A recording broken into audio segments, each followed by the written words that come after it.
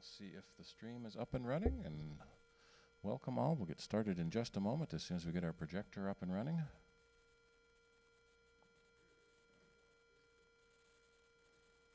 Oh, I hope not, because that's why we were doing social streaming tonight.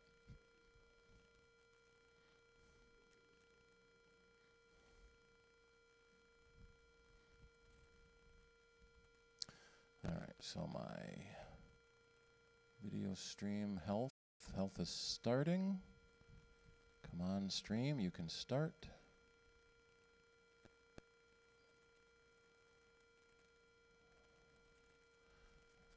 Health is low. We don't have fast enough internet. We always have.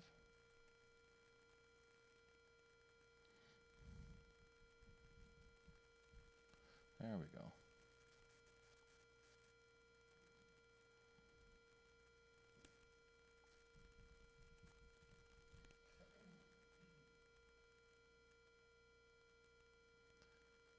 All right, where is Soundbite? No, not Soundbites. I want CIDER. Apple Cider, Apple Cider. Have you all subscribed to the Apple Cider YouTube channel? And you get notifications of the streams. You get notification of when episodes are available. Meetings. Let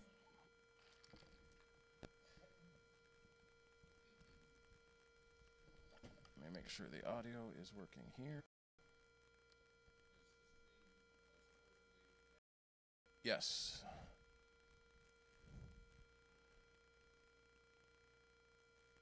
Test, test, test. I need a higher level on this recording. Okay, that looks like it's all right.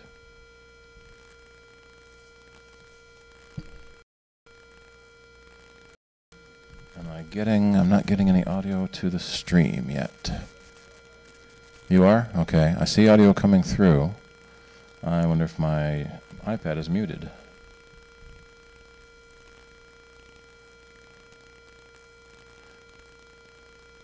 All right, now I see the Apple TV Fellowship Hall.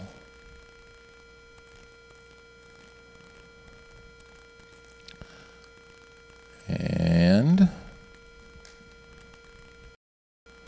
looking for Apple. Come on, you can find it. Yay, Fellowship Hall.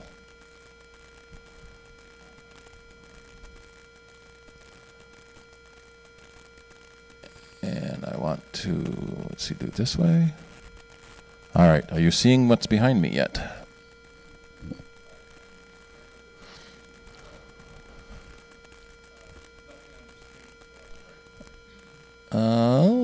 It was there a minute. At least my computer thought it was there for a minute.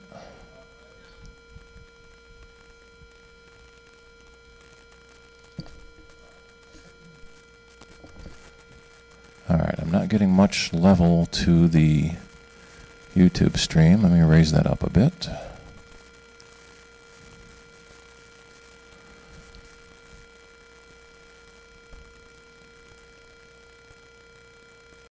This is wonderful.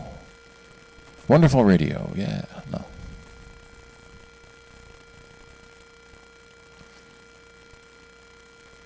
Oh, no, that's the wrong label there.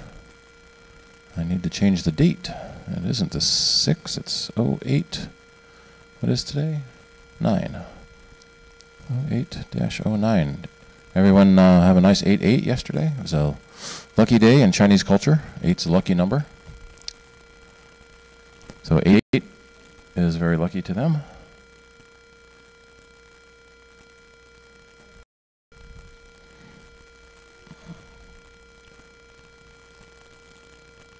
Okay, something. Test, test, test. Okay. Is this working? Let me try the monitor.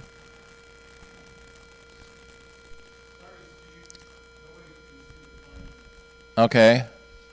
I see one called Fellowship Hall.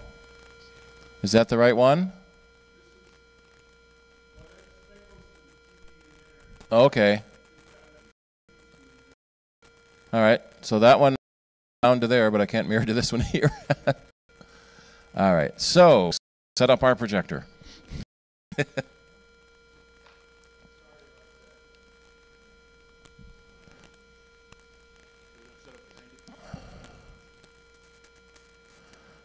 And we're getting some odd noise through the stream.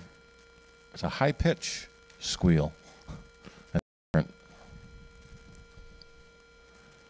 It's probably because our audio quality or internet quality is rather low. Okay.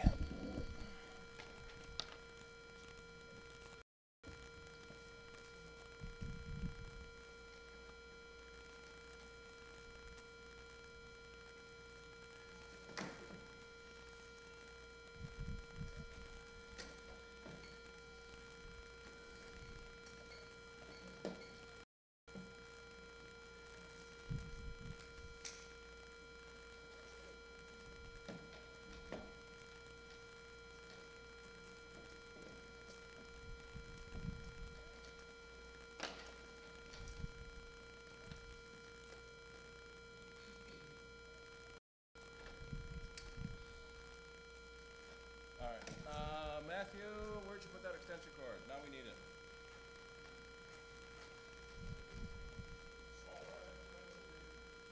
Pardon? Oh, you got it?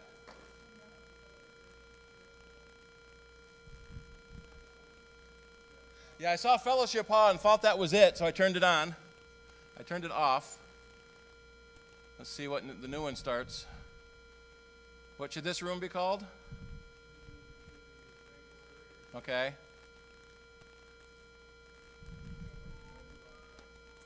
Yeah. Just to get it powered up.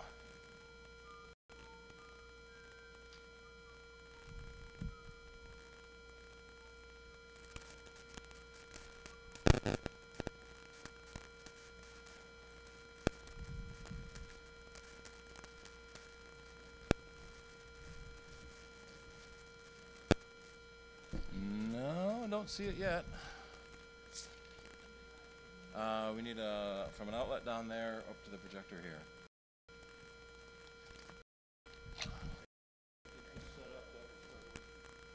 Yeah, I think we'd put it down here, maybe straddling, or actually horizontally. Because otherwise you can't get big enough? Well, and people are It gets in the blocked, way. yeah.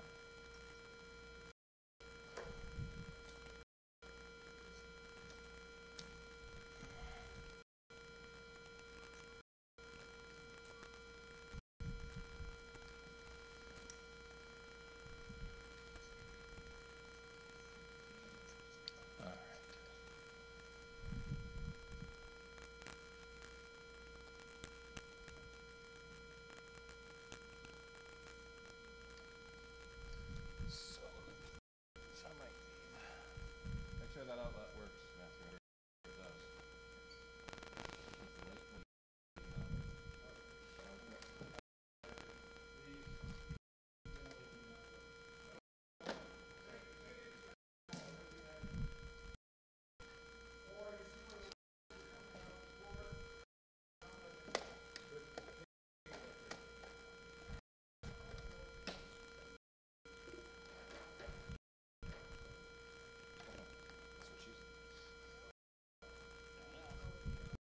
That's still what she said.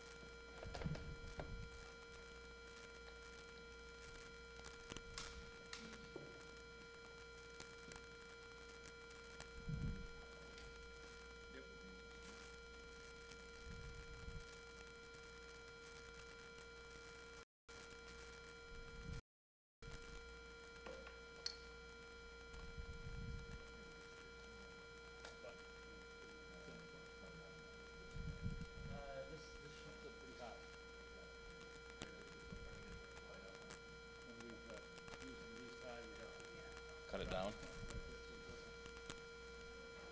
So if I can't find that, we're going to need to kill. All right, guys, this is Marty with Hands. Hi, Marty.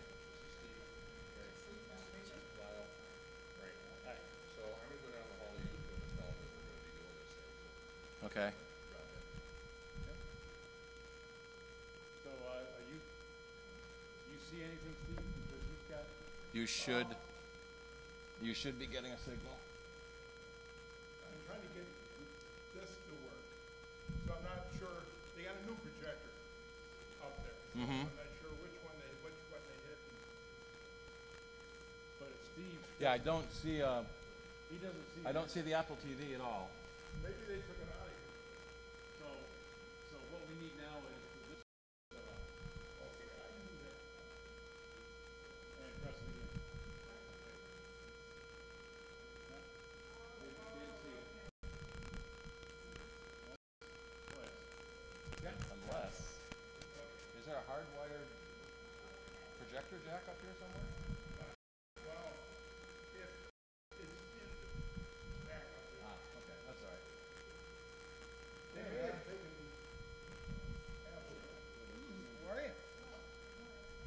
I know. They may have taken it out of here, so I'll find out. I need little pieces of cardboard or paper or something. That might be.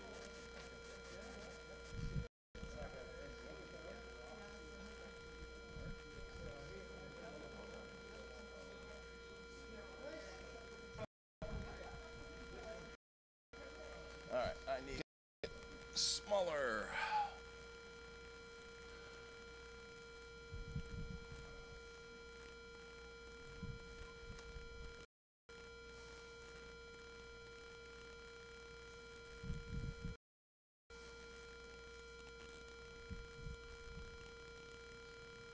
All right.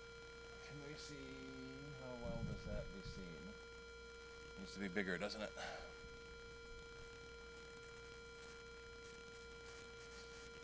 All right, I don't want to go too big because then we will lose our video. We do lose a little bit in the lower left because it gets crossed out. All right, that's okay. All right, now is this back up and running? All right, we have audio, we have video. Do we have stream?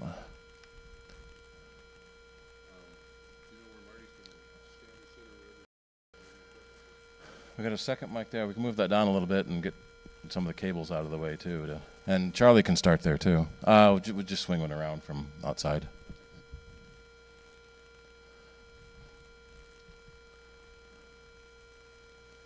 All right, so that down out of the way. Okay, no, that didn't work.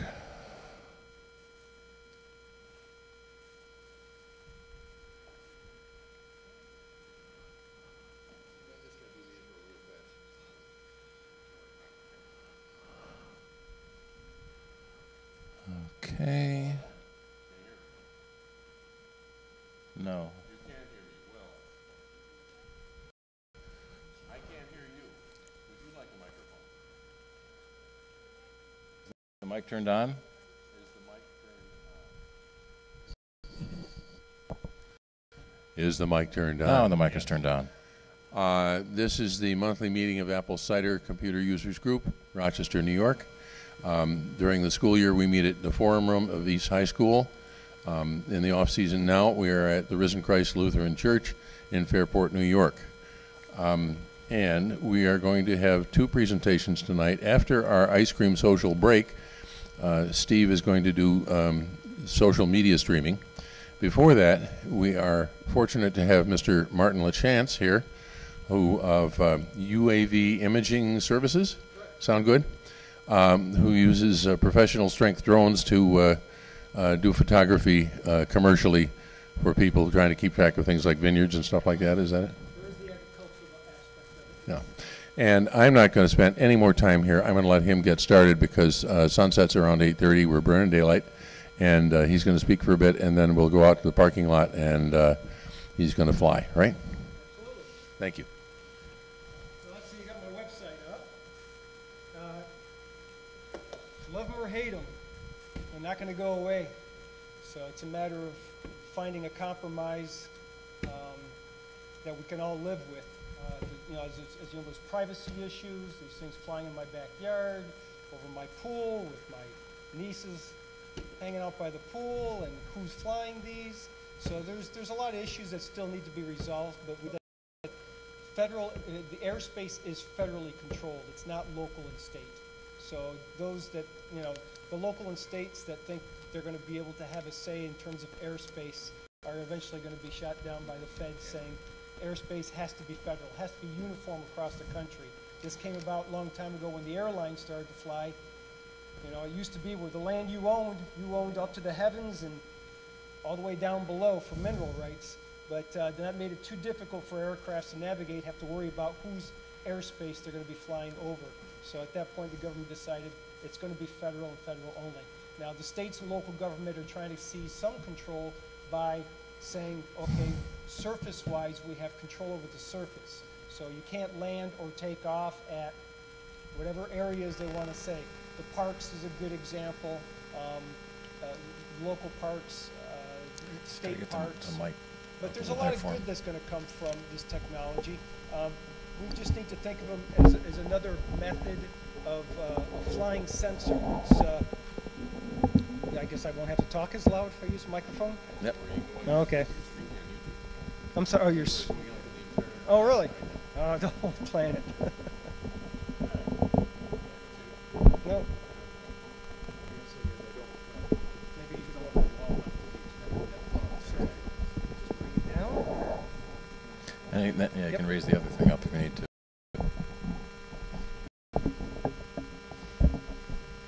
All right, well, we can talk about applications that will be useful. There's agriculture. There's the infrastructure inspection for safety purposes. Might be a lot easier to inspect tall structures, windmills, bridges, that would be done in this manner. There will be possible police, first responders, fire, search and rescue, those areas. The police is sort of a tricky one because, once again, we're getting into the privacy issues. But there are areas that are being done today without any objections, and usually those are more in the rural, remote areas like agriculture. The farmer wants to inspect his crops. There was every few farms you had a little airstrip, and you'd have a cub cadet and a farmer that would go out and fly his crops. Well, a little less expensive to do it now, and so that's one area. The payloads that are specific for the different types of applications, for example, for agriculture, it'd be like an NDVI type imagery, which is normalized difference vegetation index. It's a part of the spectrum that you and I don't see. We only see a certain light spectrum, and so you can be able to determine the health of the plants by photosynthesis. As you know, there's infrared, there's thermography, using a thermal camera for hot spots. New York City Fire Department, for example, finally did deploy their drone at nighttime, and it's tethered, so they put it up 10 stories, and from their command control station down below, they're able to see the guys up on the roof, and with the thermal imaging, they're able to see where the hot spots were and dictate guys should go over to poke through and find the area were of concern where the fires. So there will be a lot of, just that we have to proceed careful because there are issues such as privacy issue. But so what I have here is the website, and I'll show also some samples, some tabs to go on here. Cornell Project is a good example. I can't even pronounce the name of this sensor, but I can spell it. Pyranometer. It measures measures pyros. Yeah, but solar radiation, and so by using one sensor pointing up towards the sky and using another sensor in a drone hovering over the canopy, they're able to measure the difference in solar radiation. So this is for somebody who's working on their PhD. I can't get into the details of all the specifics. I was the drone pilot for that. I flew their sensor, and so we just completed that project for Charlotte to work on her PhD. So that was fun. Okay, there we go. Wikipedia. It's a type of actimometer. Okay, what the hell's an actimometer? All right, so let's look up actinometer and see what it is. Measuring radiation, especially UV. Okay. Okay. Want to back up one? All right. Maps. Map one. There'll be a lot with surveyors. I guess a good example is you have the open pit mines, and for a surveyor to crawl around piles to actually determine volumetrics to measure a certain pile of aggregate that they have for inventory purposes, it was a difficult and expensive process. Now using software post-production after the flight's been done, like Pix4D is a very popular, probably the most popular software there. And you can fly a grid like a lawnmower pattern over a certain area, and it takes images every 2 or 3 seconds, and the images are overlapped, they're stitched together, and from that you get orthomosaic images, maps, and you can also do volumetrics, where you can actually drop pins around using the tools on the side. You can drop pins around a pile of aggregate, and it'll do the calculations so they can see what stockpile inventory they have in that particular. So I know that I believe Dolomite here has recently started up their operations, and they'll be doing some flights over their open pit mines for that type of technology. Anybody live near Eaglevale or Mendon Golf Club? I can see your house. Yeah, there's Mendon and Eaglevale, yeah. If we go back a little bit to the first one again, back up, Del Lago, there is Syracuse Sand and Gravel. If you upper right-hand corner, if you hover over that one and then click on the bottom of the left box right there, these are DEM's, Digital Elevation Map. So legend along the bottom, and that determines your elevations are all broken down into contours so they can see the different. These were done before they were referenced to sea level. They're referenced from where I took off from. Now the new ones are being done. Technology develops and evolves. Now the new ones are done all from sea level. Del Lago Casino, that was when they first started construction, and they had me fly a point of interest. Where point of interest is where you fly all the way around a structure or an area, and the cameras always kept pointed in towards the center. And for a presentation that they had, and I also did an orthomosaic map for them. For example, if you want to measure that wall across the front, which is actually hard to make out the wall, but if we click on the octagon, just above right above that one, there you go. Click on that one and then drop a pin anywhere.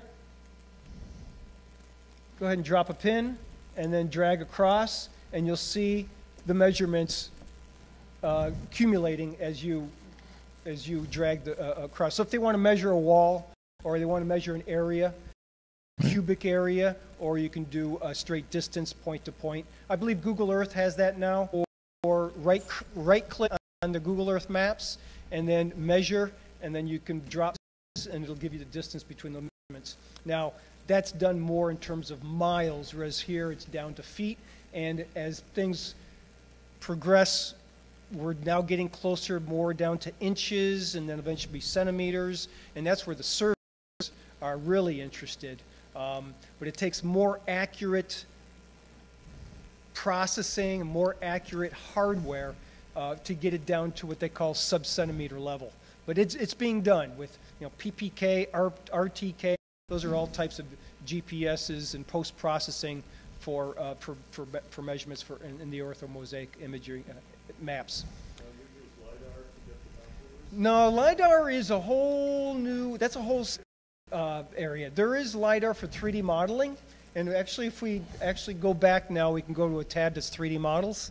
LIDAR is still a really expensive process. Right now, Velodyne and 2 other companies are in a race for taking the LIDARs that are heavy, expensive, and big. Therefore, you need a big platform, which can make a big crash, and a big expensive crash. And the processing is still very, not difficult, I guess, but difficult for me, but a lot more involved.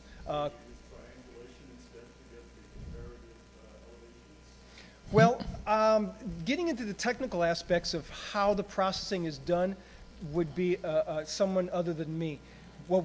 As a drone pilot, I'm good with the federal aviation rules, piloting aspect.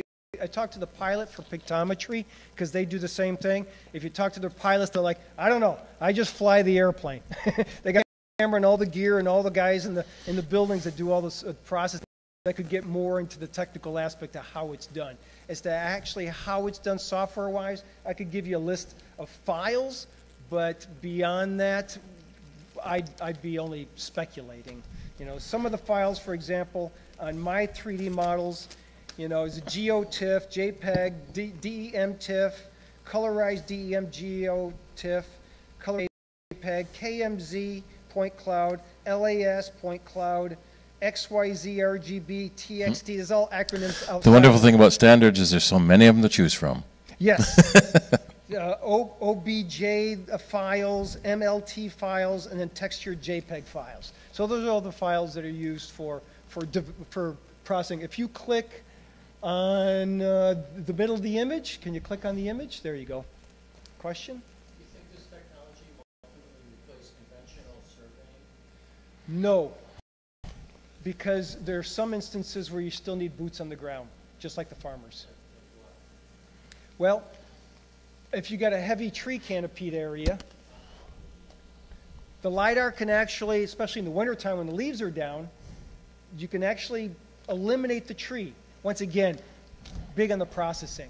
The point I want to make about the LiDAR is there's going to be a big shift within the next 12 months approximately. Velodyne is going to come out with a spinning solid state unit. So now, instead of the big, heavy, expensive LiDARs that we have now, you're talking about a third the weight, a third the size, a third the cost, and same with the platform that's going to fly it. So that'll be a big game changer once that happens.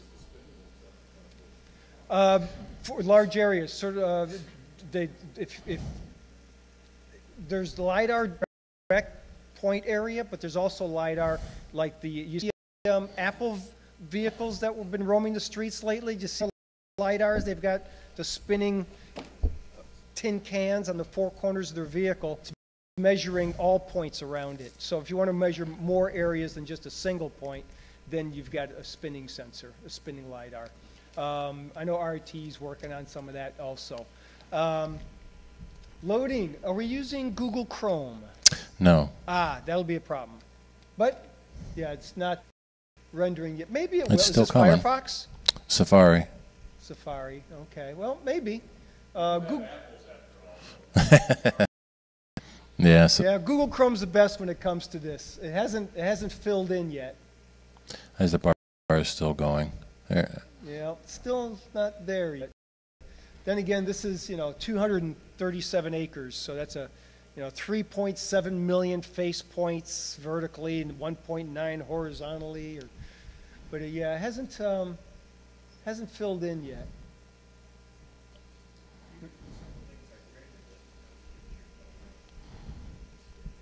Drainage? Yeah, oh yeah. There's city planning, the water district, the city of Rochester.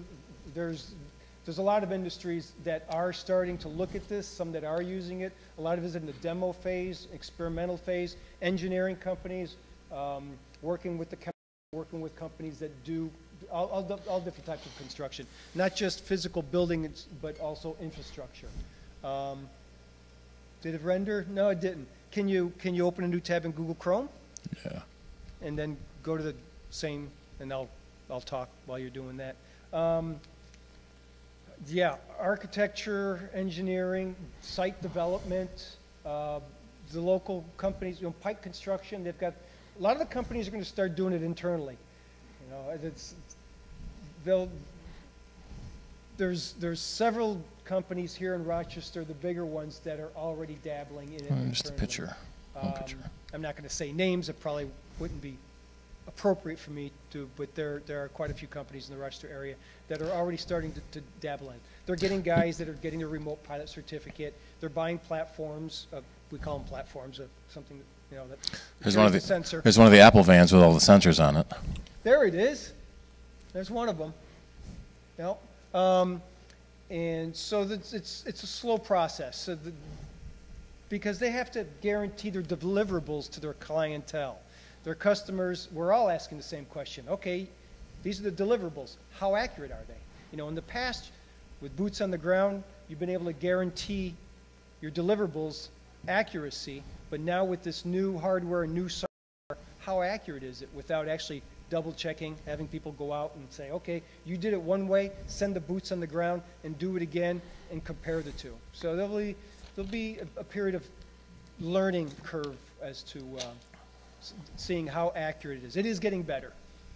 What other areas? I mean, we see a lot of, I call them publicity stunts in terms of, you know, 7-Eleven delivered a Slurpee, Pizza Hut delivered a pizza. You know, those are, don't worry, those are just all publicity stunts. That they're just doing it so they can get the coverage on the news. There's not going to be... Amazon wants to do... Yeah. Yeah. If you read... And some guy with a shotgun is going to get some free stuff. Yeah. If you read the Federal Aviation Regulations Part 107 that came out almost a year ago now, they list what you can and cannot do and what waivers that they will review a petition for a waiver for certain operations. One of the items that they will not be giving waivers for is delivery beyond visual line of sight. Call it BVLOS. So delivering beyond line of sight, there's no waiver process. So Amazon is looking at other areas. It makes sense in certain countries. Rwanda already has a drone port. We have the infrastructure here. We have the roadways, we have UPS, we have FedEx, we got USPS. We have the infrastructure for deliveries here. It really doesn't make sense.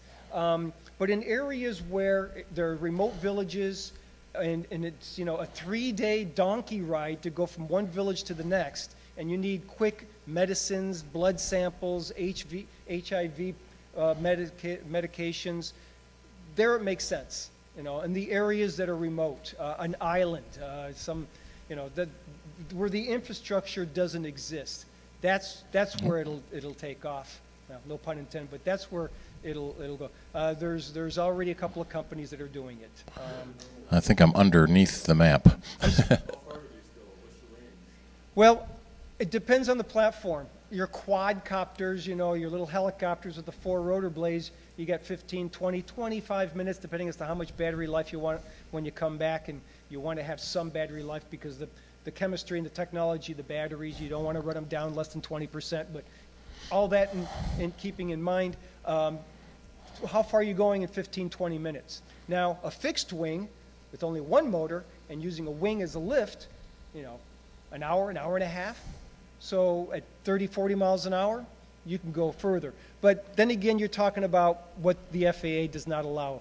Right now, there are some companies that are working with the FAA for BVLOS, beyond visual line of sight. But they're demonstrations at this point, and it's going to be a while before UTM, which is the unmanned traffic management system, is in place, because they want to be able to track these, make sure there's no conflict between manned aircraft and unmanned. So right now, are line of sight. Some of the military UAVs, it was just a show on the other night, you literally control them from around the world. There's two guys sitting in a closet in North Carolina controlling a surveillance vehicle in Iraq. Right. The one of them I think it was the Global Hawk, uses a snowmobile engine and has a 24-hour loitering time. Yep. So they pack it in a crate and ship it over to where it needs to go. You know, put it in the air. It flies at 20,000 feet, and it can hover. Orbit for 24 hours, watching what's going on the ground. Right. Right. Yeah. Probably not. Yes, sir.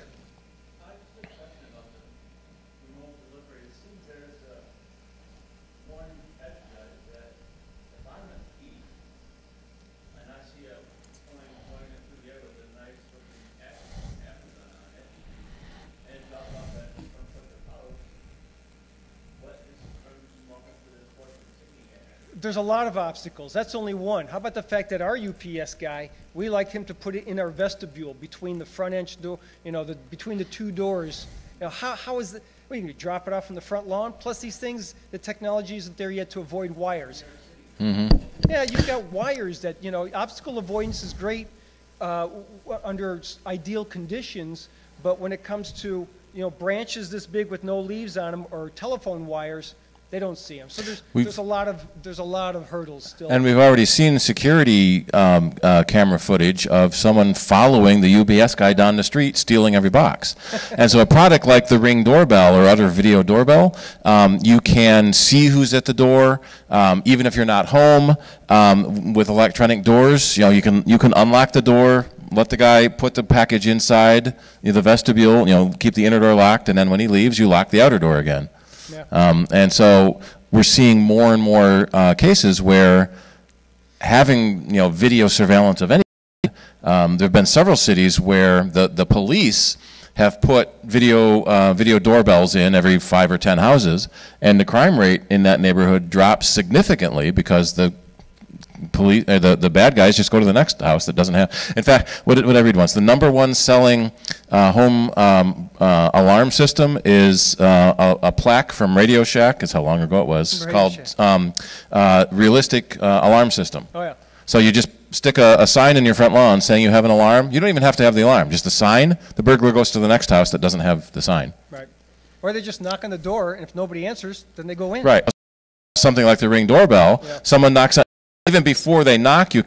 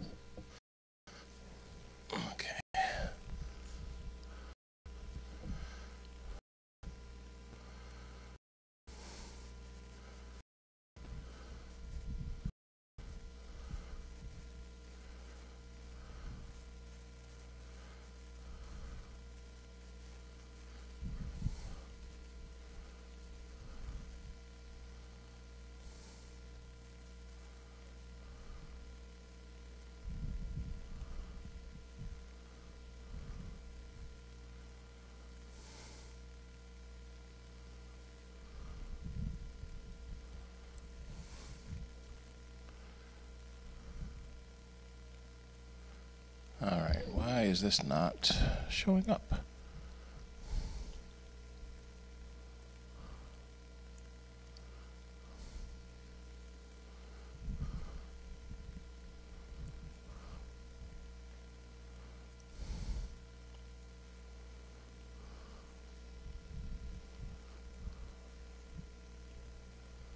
Something is wrong with that picture.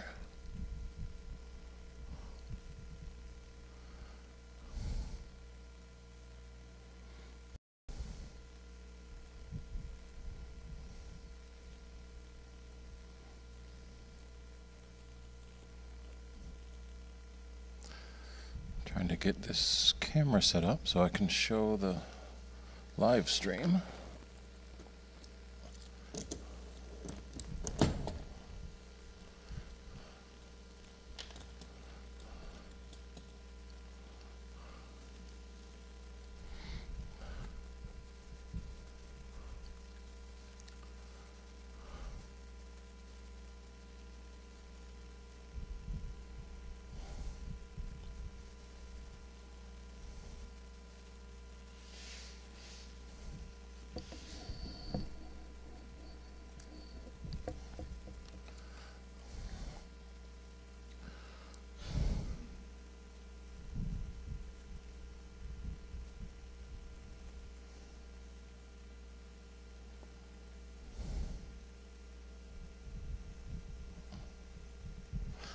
There's the problem.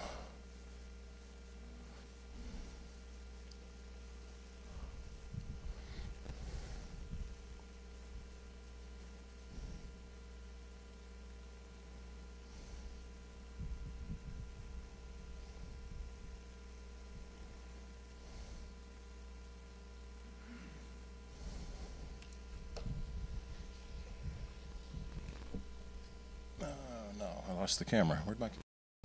Got too many cameras. Where's the other one?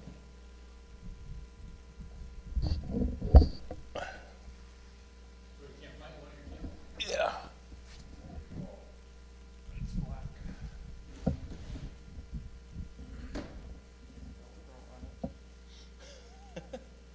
There it is.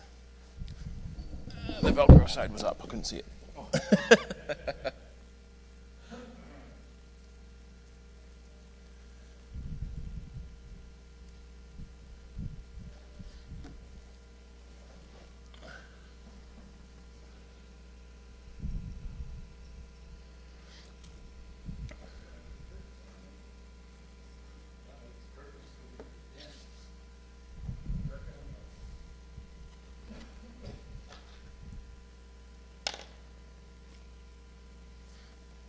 So, can I get a nice shot of this camera?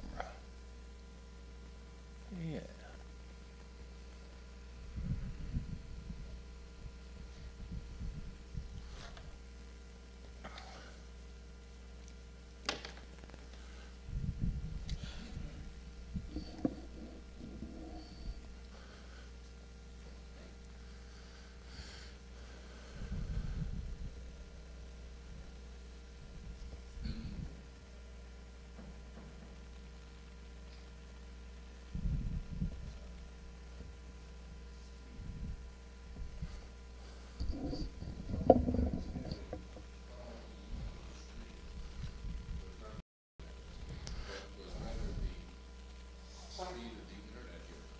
Yeah, I think we're having internet speed problems here.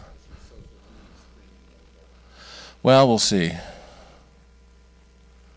Where is my live YouTube dashboard? Yeah, we're getting very low stream quality to YouTube.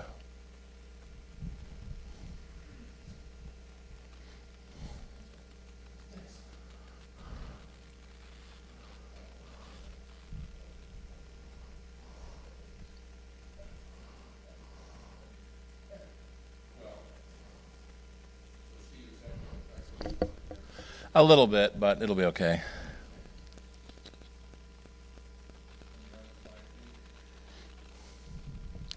I didn't see one. I don't think it's the Wi-Fi, I think it's the internet.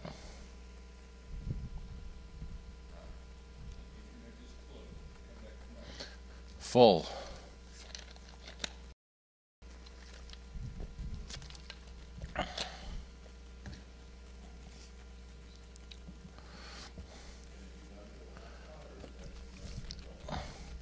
I'm getting 200 megabit to the Wi-Fi access point, so that's not the problem. Yeah, it could be.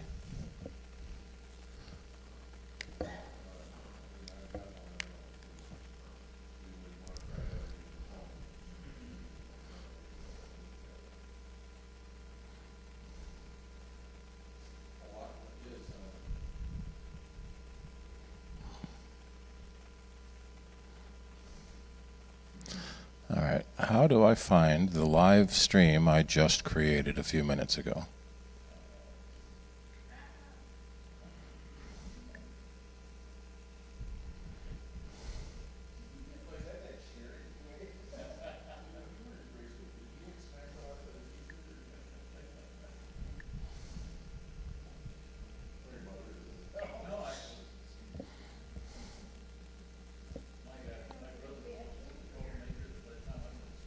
Yeah, Charlie, do you want to go tell people to come back in?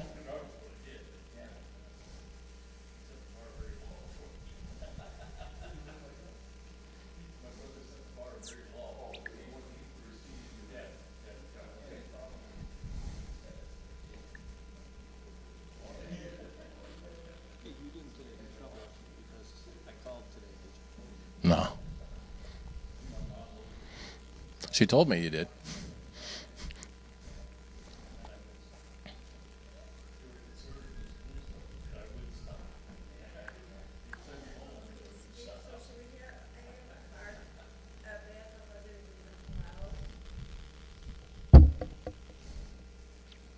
Generally, yes. So the question is, should she have a backup other than the cloud? And, oh, I'm at AAF, shoot.